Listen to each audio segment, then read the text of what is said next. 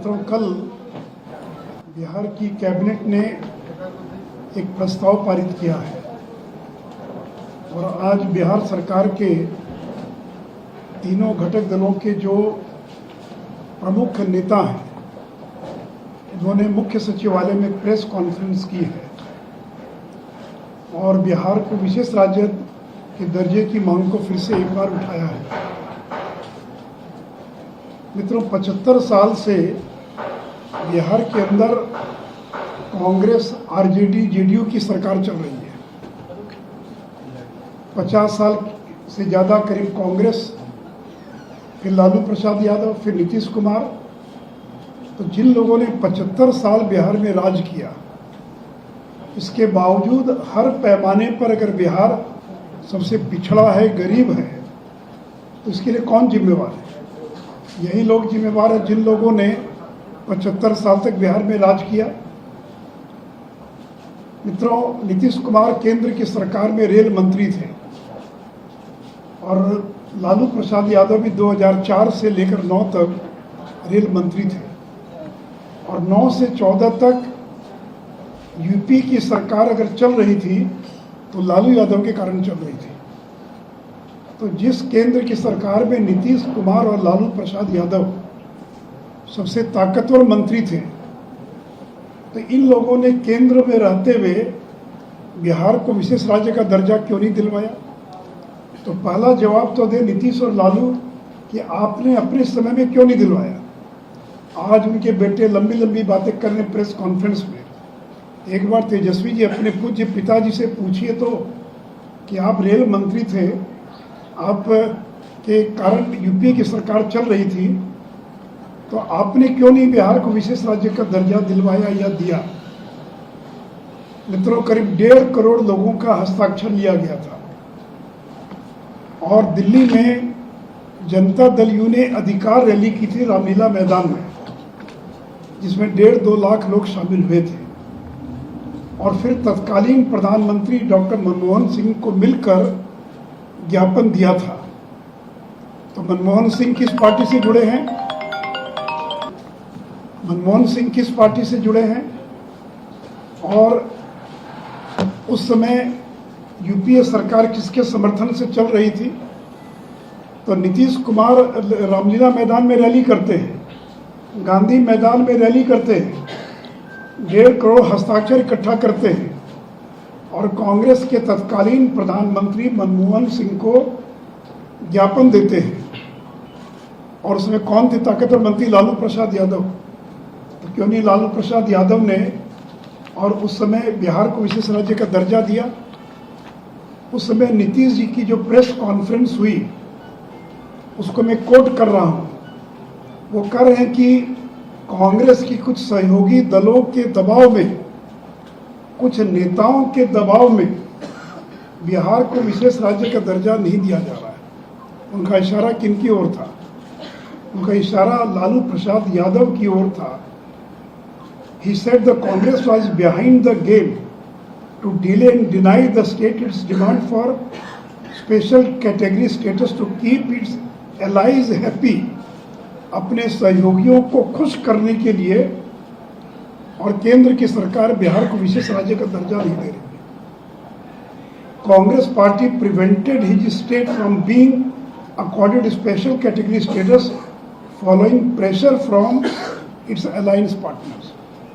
यानी जो सहयोगी दल हैं, उनके दबाव में बिहार को विशेष राज्य का दर्जा नहीं दिया जा रहा है। असहयोगी दल कौन है? राष्ट्रीय जनता दल, लालू प्रसाद यादव। आरोप लगाने वाले कौन हैं? नीतीश कुमार। और आज तीनों मिलकर कह रहे हैं कि बिहार को विशेष राज्य का दर्जा मिलना चाहिए। इसलिए मित्रों, मैंने कहा कि तेजस्वी यादव का आज मैं प्रेस देख रहा था, उनको तो ABCD पता नहीं है, तो उनको अपने पूज्य पिताजी से जाकर पूछना तो चाहिए।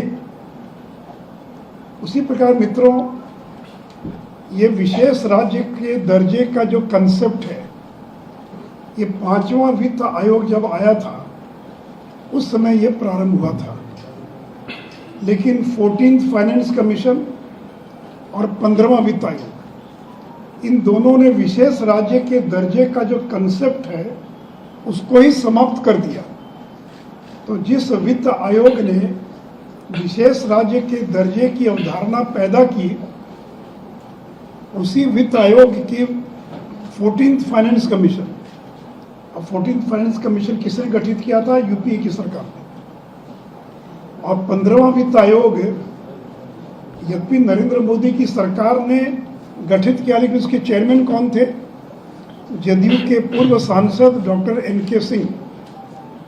और 14 और 15 दोनों वित्त आयोग ने अपने अनुशंसा में ये कहा कि अब किसी भी राज्य को विशेष राज्य का दर्जा नहीं दिया जा सकता है, और इस क्लासिफिकेशन को ही खत्म कर दिया। दोनों रिपोर्ट में एक बार भी कहीं विशेष राज्य के दर्जे का जिक्र नहीं है। इतना ही नहीं तो नीतीश कुमार की पहल पर तत्कालीन कांग्रेस की सरकार ने और श्री पी चिदम्बरम ने एक इंटर मिनिस्टीरियल ग्रुप, अंतर मंत्री परिषद समूह, इंटर मिनिस्टीरियल ग्रुप का गठन किया था। और एक रघुराम राजन के नाम से आप वाकिफ हैं, जो आरबीआई के चेयरमैन भी थे। रघुराम राजन की अध्यक्षता में एक कमेटी का गठन किया गया। तो 2 कमेटी बनी, रघुराम राजन कमेटी और इंटर मिनिस्ट्रियल ग्रुप। उन दोनों ने अपनी रिपोर्ट दिया और विशेष राज्य के दर्जे की मांग को खारिज कर दिया। और ये रिपोर्ट कब दिया? ये कांग्रेस के ज़माने में। इंटर मिनिस्ट्रियल ग्रुप कब बना? कांग्रेस के ज़माने में। तो जब कांग्रेस के ही राज में विशेष राज्य के कंसेप्ट को 14th ने ख़त्म कर दिया, बाद में 15 ने ख़त्म कर दिया, इंटर मिनिस्ट्रियल ग्रुप ने ख़त्म कर दिया, और रघुराम राजन समिति ने रिजेक्ट कर दिया, कहा कि अब किसी भी राज्य को नहीं मिल सकता, इसकी आवश्यकता नहीं है, अन्य प्रकार से मदद की जा सकती है। तो जब दोनों समितियों ने विशेष राज्य की मांग को अस्वीकार कर दिया, तो फिर 12 साल के बाद वो मरे हुए घोड़े को फिर चाबुक मार रहे हैं, फिर उसको जिंदा करने का प्रयास कर रहे हैं।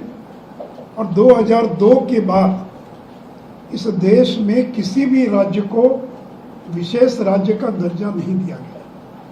यहाँ तक कि श्रीमती सोनिया गांधी ने आंध्र जब अलग हुआ था, तेलंगाना और आंध्र, तो आंध्र को विशेष राज्य का दर्जा देने की पार्लियामेंट में घोषणा की गई, वह भी आज तक आंध्र को नहीं मिला।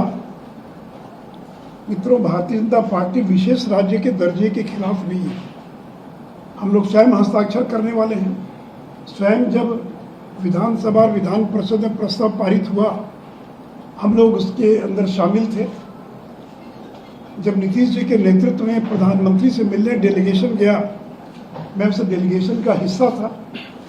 लेकिन ये हो गई पुरानी बात। अब ये तो कांग्रेस के ज़माने में इसको रिजेक्ट कर दिया गया, अस्वीकार कर दिया गया, सभी कमेटियों ने इसको अस्वीकार कर दिया। और इसीलिए प्रधानमंत्री श्री नरेंद्र मोदी जी ने वो बिहार की मदद करना चाहते थे। विशेष राज्य का दर्जा दिया नहीं जा सकता है क्योंकि कांग्रेस ने उसको नकार दिया था। तो नरेंद्र मोदी जी ने 2015 में बिहार को 1.5 लाख करोड़ रुपए का स्पेशल पैकेज दिया। यह देश के किसी अन्य राज्य को नहीं मिला। बिहार एकमात्र राज्य है जिसको 1.5 लाख करोड़ का स्पेशल पैकेज मिला, जो बिहार पीएम बिहार पैकेज के नाम से जाना जाता है। तो भाई आपको मदद की ना आवश्यकता है, तो जितनी मदद आपको विशेष राज्य के दर्जे से मिलती, उससे कई गुना ज़्यादा मदद आपको पैकेज से मिल रही है। आज 4 लेन 6 लेन सड़कों का जो जाल बिछा है, बिजली के क्षेत्र में जो काम हो रहा है, एयरपोर्ट्स का जो विस्तार हो रहा है, जो अलग अलग क्षेत्रों में काम हो रहा है, तो केंद्र की मदद के कारण ही तो हो रहा है। केवल क्या अकेले बिहार सरकार के बूते हैं कि वो अपना विकास कर सके। और मित्रों, ये बालू और शराब, इन माफियाओं को सरकार का संरक्षण मिला है। अगर केवल ये संरक्षण मिलना बंद हो जाए तो बिहार को प्रति वर्ष 20,000 करोड़ रुपया अतिरिक्त प्राप्त हो सकता है। तो शराबबंदी आपने लागू, आप तो गरीब राज्य हैं, आपके पास पैसा नहीं है, पैसा मांग रहे हैं, शराबबंदी आपने लागू किया तो करीब 10 से 12 हज़ार करोड़ का नुकसान हो गया शराबबंदी के कारण।